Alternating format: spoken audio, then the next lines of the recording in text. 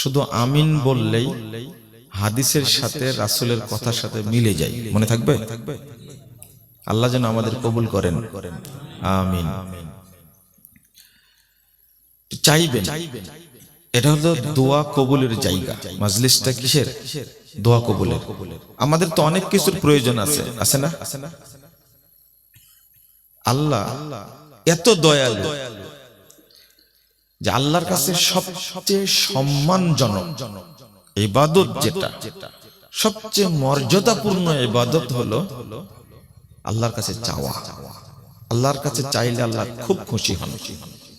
আর আপনার কাছে একবারের থেকে দুইবার চাইলে সবচেয়ে কি বেশি নারাজ হন, তাই না?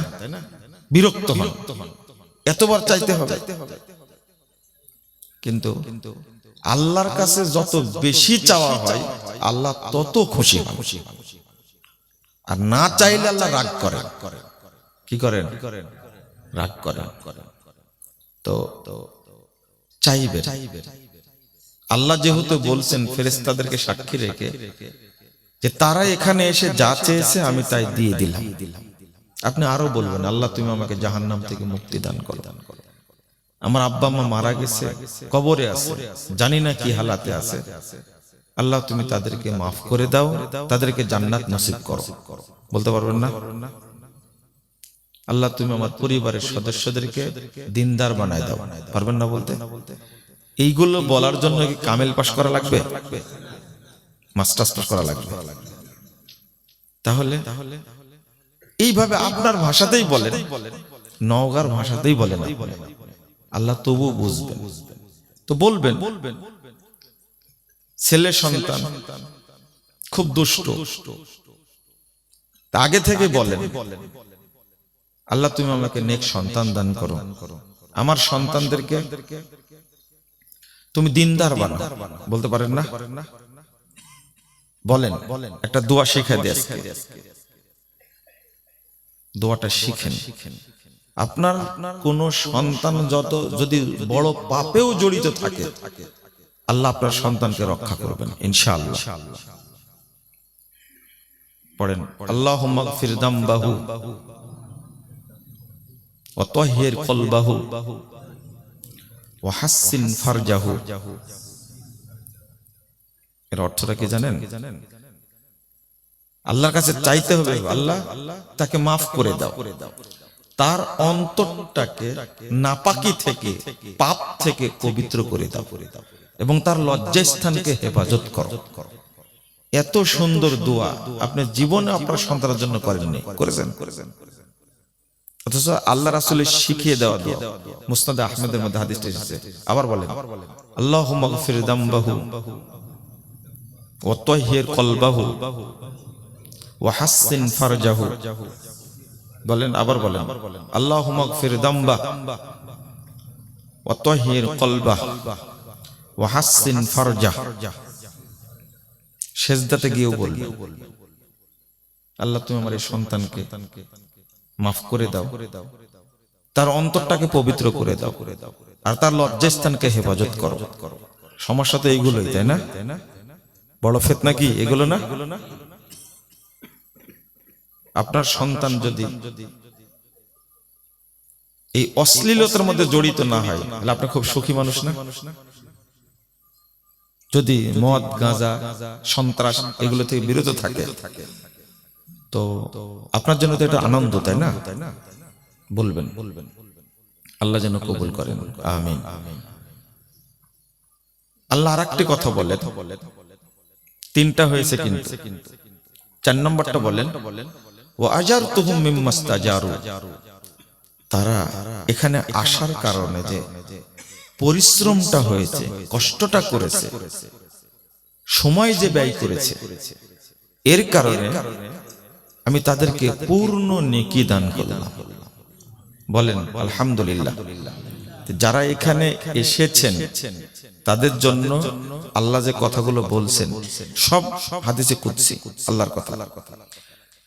যখন আল্লাহ বলছেন তাদেরকে ক্ষমা করে দিলাম, তাদের পাপগুলোকে নেকি করে দিলাম, তারা যা চেয়েছে তা দিয়ে দিলাম, নগদ কবুল করলাম, দিয়ে দিলাম। কষ্ট করার কারণে আমি তাদেরকে পূর্ণ নেকি দান করি। তখন ফেরেশতারা আল্লাহকে বলেন, ইয়া রব ফীহিম ফুলানুন আব্দুল খাত্তা, আল্লাহ এদের মধ্যে একজন লোক আছে বড় পাপী, অপরাধী, খুব খারাপ মানুষ, একে মাফ করা যাবে না।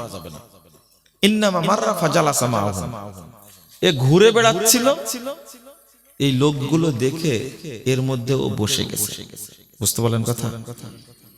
অভিযোগ দিচ্ছে বড় পাপী, খারাপ মানুষ, একে মাফ করা যাবে না, এও কি মাফ পাবে? তো আল্লাহ বলছেন ওয়ালাহু গফারতু, আমি ওকেও মাফ করে দিলাম। বুঝতে পারলেন? তো মাজলিসটা বরকতপূর্ণ না? বরকতপূর্ণ। তারপর আল্লাহ বলছেন ফেরেশতাদেরকে, হুমুল জুলাসা, আরে ফেরেশতারা, তারা এমন কিছু মানুষ এখানে বসে আছে, লা ইয়াশকা বিহিম জালিসুহুম, এদের মধ্যে যেই এসে বসবে সেই আমার ক্ষমা, দয়া, রহমত থেকে বঞ্চিত হবে না। সুবহানাল্লাহ ওয়া বিহামদিহি। এই শীতের মধ্যে অনেকে আসেনি, তাই না? দুনিয়াবী জীবনকে প্রাধান্য দিয়ে এই শীতের কষ্টটুকু করবে না, তাই তো আসেনি, তাই না? তবে দেখলাম অনেক মহিলাও আসছে, মহিলারাও আসছে মধ্যে। আমি তো দোয়া করলামই, আরো দোয়া করব, আল্লাহ যেন আমাদের কবুল করে নেন, আমিন। পাশাপাশি এটাও জেনে নেন যে এতটা গুরুত্বপূর্ণ মাজলিসটা, সালাত আদায় করলে আল্লাহ রাসূল বলছেন পাপ ক্ষমা হয়। কি হয়? পাপ ক্ষমা হয়। ওযু করলেও পাপ ক্ষমা হয়, কিন্তু পাপ নেকিতে পরিণত হয় না। হয়? বুঝেন নেব না?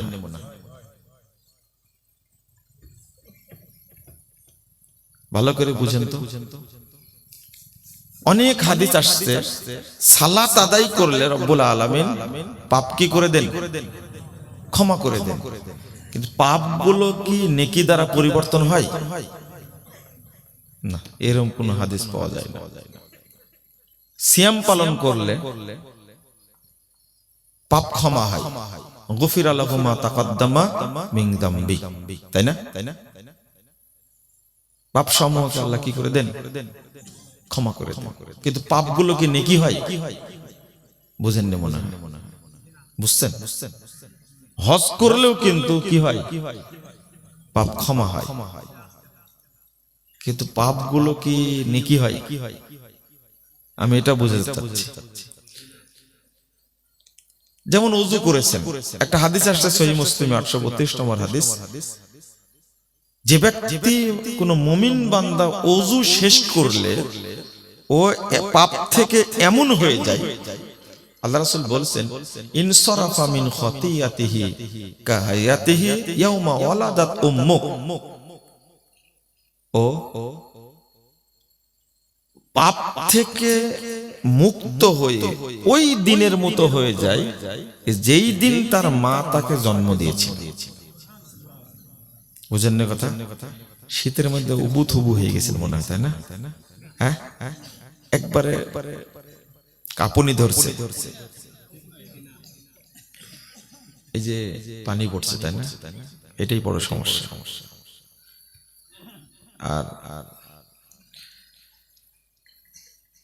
প্রোগ্রাম অনেকগুলো হয়ে গেল তো প্রোগ্রাম দিতাম না আপনাদের এখানে, আশেপাশে আসলাম না, কিন্তু এই গোলজার ছেলেটা আমার খুব প্রিয় ছেলে।